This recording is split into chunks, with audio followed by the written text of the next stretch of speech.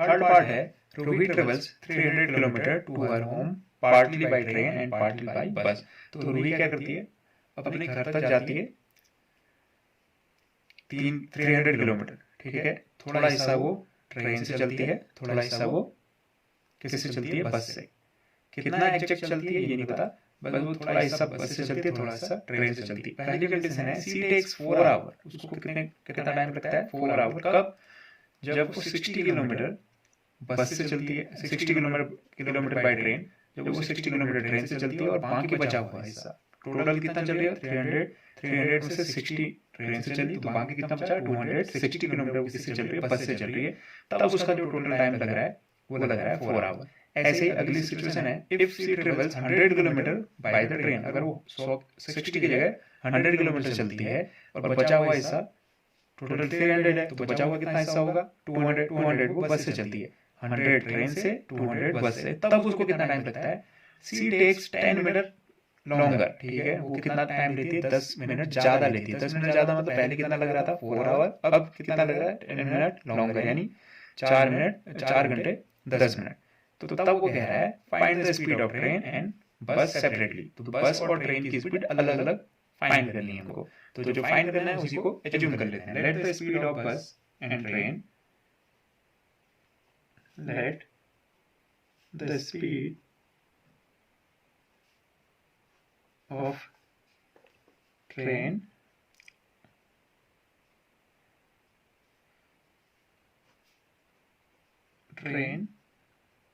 equal to x kilometre, speed है इसलिए x kilometre per hour. ऐसे ही स्पीड ऑफ बस इज इक्वल टू हो जाएगा y किलोमीटर पर आवर। अब मेरे पास स्पीड ऑफ ट्रेन भी है, स्पीड ऑफ बस भी है। अब मुझे पता होना चाहिए कि डिस्टेंस कितनी चल रही है, वो टोटल 300। अब यहाँ पे दिया कितना है, she takes 4 hour, she takes 4 hour to travel 60 kilometre by train and remaining by bus. तो टोटल वो कितना चल रही है 300 किलोमीटर। ये कुछ ऐसा है।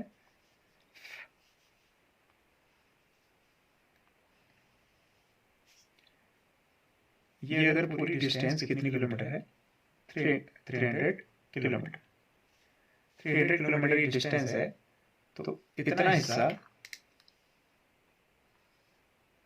वो किससे चल रही है, ट्रेन से, जो कि है 60 किलोमीटर, 60 किलोमीटर। ऐसे ही जो बचा हुआ हिस्सा है, बचा हुआ हिस्सा कितना होगा 260 किलोमीटर, तो टोटल 300 बनेगा ना। तो ये हिस्सा वो किससे चलती है, बस से। ये बस से चल रही है और ये ट्रेन से चल रही है। अब मुझे पता है यहाँ से यहाँ जाने तक उसको टाइम कितना लग रहा है, उसका टाइम लग रहा है, अगर वो 60 किलोमीटर ट्रेन से और 260 किलोमीटर बस से चलती है, 240 किलोमीटर, 60 नहीं 40 किलोमीटर, 240 किलोमीटर। तो उसका टाइम लग रहा है 4 आवर्स। तो क्योंकि फॉर्मूला होता है, फॉर्मूला क्या होता है, speed is equal to distance upon time. ये एक्चुअल फॉर्मूला होता है। इससे क्या मैं स्पीड टाइम निकाल सकता हूँ, टाइम इक्वल टू, क्योंकि मैं टाइम भी निकाल रहा हूँ क्योंकि मुझे टाइम ऑलरेडी दिया हुआ है, तो टाइम इक्वल टू, टाइम इधर चले जाएगा, स्पीड इधर चले जाएगी, यानी डिस्टेंस अपॉन स्पीड।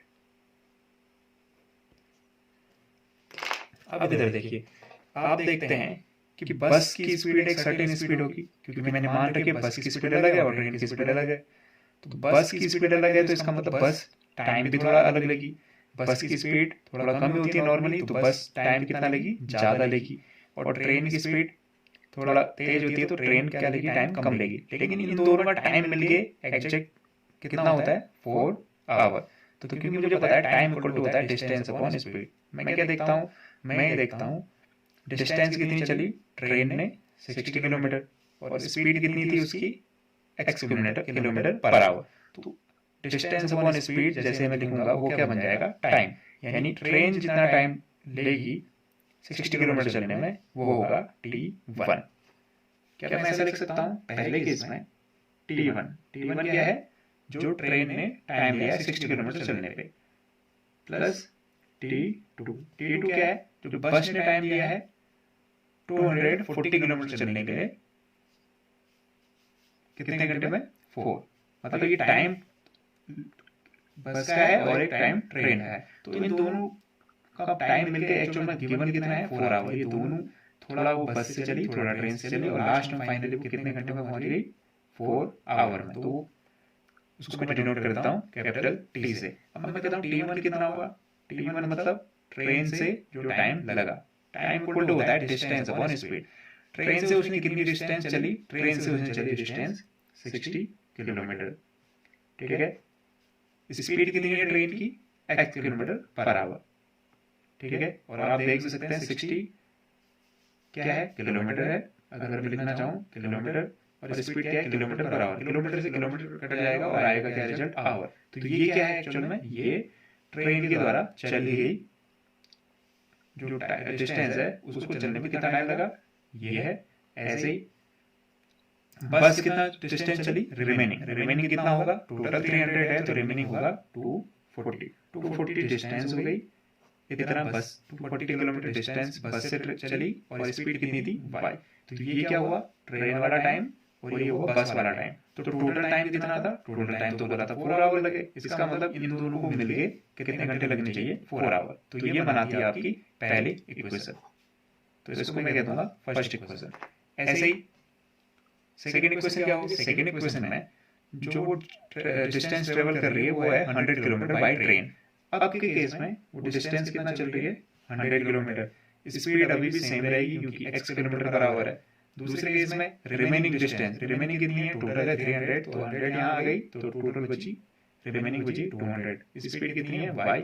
अब कितना टाइम लगता है, ये ट्रेन से चला हुआ टाइम है, ये बस से चला हुआ टाइम है। टोटल टाइम कितना लगा उसको, दूसरे केस में टोटल टाइम लगा उसको 10 मिनट लॉन्गर। 10 मिनट लॉन्गर का मतलब 4 घंटे तो लगे रहते, साथ ही साथ 10 मिनट ज्यादा लगे। तो मैं क्या करूंगा, 10 मिनट ऐड कर दूंगा। अब प्रॉब्लम ये है कि ये है 4 आवर में, ये है 10 मिनट में। तो मुझे क्या करना पड़ेगा, 10 मिनट को कन्वर्ट करना पड़ेगा आवर में। तो मैं कन्वर्ट कैसे करूंगा, इसको 60 से डिवाइड कर दूंगा ताकि ये कन्वर्ट होकर बन जाए आवर। अब इसको सॉल्व कर लेते हैं, ये बन जाएगा 100 upon x plus 200 upon y equal to 60, या फिर ये कैंसल आउट हो जाएगा, 0 से 0, 1 अपॉन 6, 6 4 जा 24, 24 1, 25 अपॉन 6। अगेन ये इक्वेशन में जाएगी, इक्वेशन 2। मैं एक बार फिर से एक्सप्लेन कर देता हूँ क्योंकि कैलकुलेशन पार्ट बहुत इजी है। कैलकुलेशन आप बहुत इजीली खुद ही कर सकते हैं। अगर ये कॉन्सेप्ट समझ में आ गया तो कैलकुलेशन बहुत इजी है। फिर से अंडरस्टैंड करते हैं, हुआ क्या, हुआ ये था, टोटल डिस्टेंस 3 किलोमीटर, 3 किलोमीटर वो चल, एक बस से चलती है थोड़ा सा हिस्सा, थोड़ा हिस्सा चलती है ट्रेन से। फर्स्ट केस में जब उसको कितने घंटे लगते हैं, 4 घंटे लगते हैं, तब वो 60 किलोमीटर किससे चली होती है, ट्रेन से। तो 60 किलोमीटर चलती है वो ट्रेन से, और क्योंकि distance upon speed, distance upon speed क्या होता है, टाइम। तो ट्रेन के द्वारा चला गया टाइम, जो ट्रेन की वजह से जो उसको टाइम लगा वो है T1। ऐसे ही बचा हुआ हिस्सा कितना होगा, 300 में से 60 माइनस करेंगे 240, तो बचा हुआ हिस्सा 240 वो किससे चलती है, बस से चलती है। बस की स्पीड कितनी है, 22 किलोमीटर पर आवर। तो डिस्टेंस अपॉन स्पीड होता है टाइम। तो ये ट्रेन का टाइम है और ये बस का टाइम है, लेकिन टोटल टाइम उसको लगा कितना था, पहले वाले केस में 4 आवर। तो इसका मतलब बस का टाइम और ट्रेन का टाइम अगर मैं ऐड कर दूं तो टोटल टाइम आ जाना चाहिए 4। तो इसलिए मैंने यहाँ पे इक्वल करके रख दिया 4। ये बनी पहली इक्वेशन। अगले केस में जो बस है और जो ट्रेन है, ट्रेन के द्वारा कितनी स्पीड चल, कितना किलोमीटर डिस्टेंस वो ट्रेवल कर रही है, ट्रेन के थ्रू वो कर रही है 100 किलोमीटर, और स्पीड कितनी है ट्रेन की, x। तो डिस्टेंस अपॉन स्पीड हो जाएगा टाइम। तो ये अगले केस में, सेकंड केस में टाइम उसको ट्रेन के थ्रू कितना लगता है, ये है 100 अपॉन x, और बस के थ्रू लगता है 200 अपॉन y। तो ये दोनों टाइम जुड़ के क्या हो जाना चाहिए, जो टाइम एक्चुअल में गिवन है। दूसरे केस में टाइम कितना गिवन है 10 मिनट लॉन्गर। 10 मिनट लॉन्गर मतलब पहले वाले केस से 10 मिनट ज्यादा। पहले वाले केस में कितना टाइम लग रहा था 4, तो 4 आवर प्लस 10 मिनट एक्स्ट्रा मतलब 10। लेकिन ये क्या है मिनट है और ये आवर है, तो मैंने मिनट को कन्वर्ट कर दिया 60 से डिवाइड करके आवर में। अब ये हो गया पूरा का पूरा सॉल्व करके 25/6 आवर। तो ये फर्स्ट इक्वेशन होगी, ये सेकंड इक्वेशन होगी। हो क्या रहा है, ट्रेन वाला टाइम और बस वाला टाइम ऐड करके जो टाइम टोटल गिवन है उसके इक्वल कर देंगे, क्योंकि टाइम थोड़ा सा टाइम जो लग रहा है उन दोनों को जोड़ के टोटल टाइम के बराबर होना चाहिए। टाइम का फॉर्मूला होता है time equal to distance upon speed. उम्मीद करता हूँ आपको ये वाला पार्ट समझ में आ गया होगा। अब है कैलकुलेशन वाला पार्ट, चलिए शुरू करते हैं कैलकुलेशन।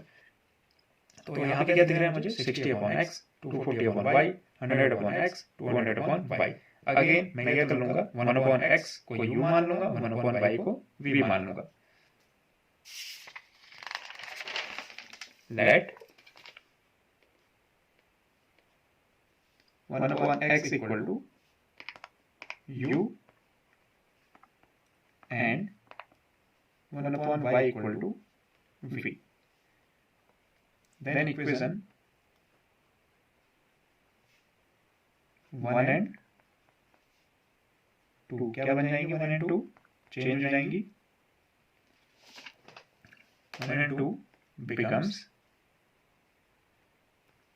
पहली इक्वेशन बन जाएगी वो क्या थी 60/x, तो बन जाएगी 60 u प्लस फिर क्या था 240/v, यानी बन जाएगी 240 v। टाइम कितना लग रहा था 4 आवर, यानी इक्वल टू 4। पहली इक्वेशन कन्वर्ट हो गई ये बनी। दूसरी इक्वेशन क्या थी 100/x यानी 100 u, अगला पार्ट था उसका 200/y जो बन जाएगा 200 v इक्वल टू था 25/6। 25/6 तो इसको कैलकुलेट कर लेते हैं। एलिमिनेशन मेथड ज्यादा इजी रहती है, तो क्या करना होगा, इनको आपस में इक्वल करने की कोशिश करते हैं। तो मैं क्या करूंगा, इक्वेशन इसको कह देते हैं third,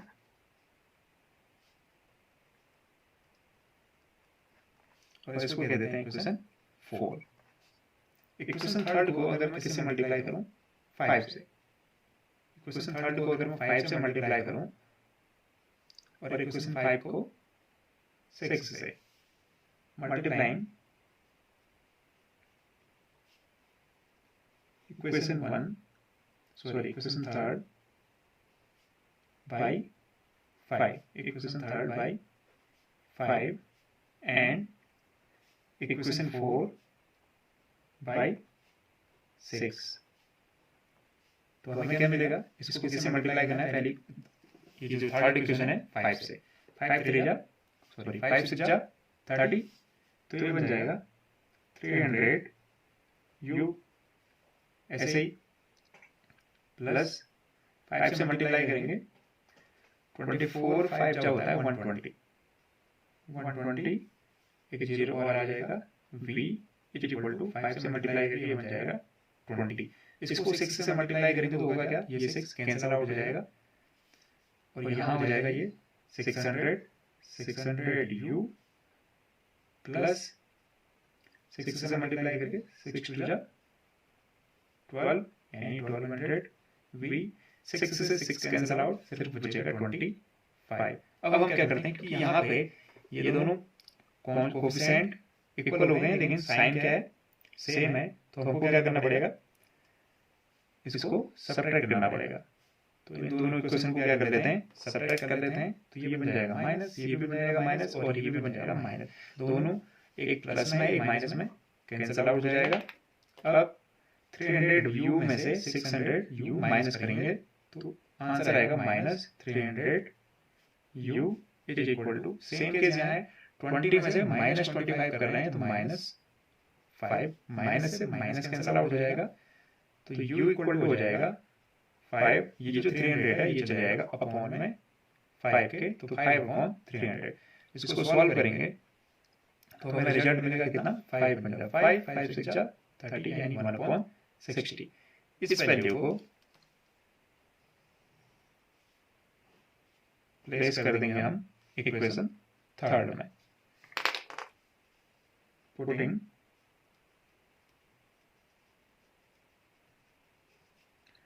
u equal to 1/60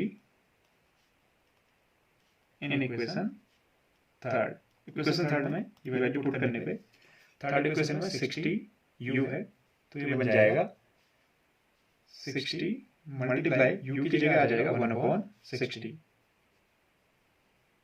plus 240 v is equal to 4।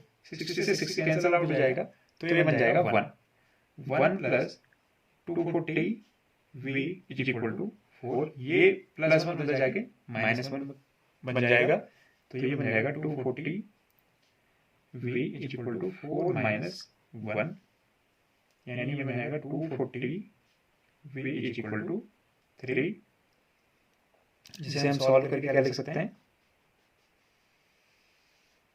जिसे मैं लिख सकता हूँ v इक्वल टू 240 क्या चले जाएगा 3 के अपॉन में 3/240, तो v इक्वल टू हो जाएगा 1/80। 1/80 ये किसकी वैल्यू आई, v की। अब तो आसान है, क्योंकि गिवन था मुझे सेंस, मैंने क्या एज्यूम किया था, मैंने ये एज्यूम किया था 1/x is equal to u। ठीक है, मुझे रिजल्ट क्या मिला, 1/x is equal to u की वैल्यू आई 1/60। तो इससे क्या लिख सकता हूँ सीधे सीधे 1/x इक्वल टू, अगर 1/60 है तो रेसिप्रोकल x इक्वल टू हो जाएगा 60। x इक्वल टू 60 ये मेरा फाइनल आंसर है। ऐसे ही y इक्वल टू क्या होगा, क्योंकि 1/y इक्वल टू गिवन था v जो मैंने एज्यूम किया था, और v की वैल्यू कितनी आई 1/y इक्वल टू आया 1/80।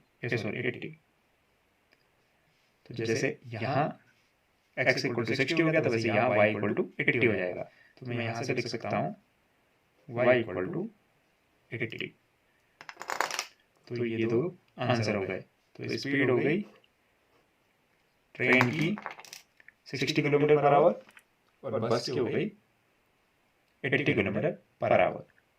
हालांकि बस स्लो होनी चाहिए, लेकिन अकॉर्डिंग टू क्वेश्चन रिजल्ट ये। उम्मीद करता हूँ आपको ये एक्सप्लेनेशन पसंद आया होगा और समझ भी आया होगा। Thank you and have a nice day.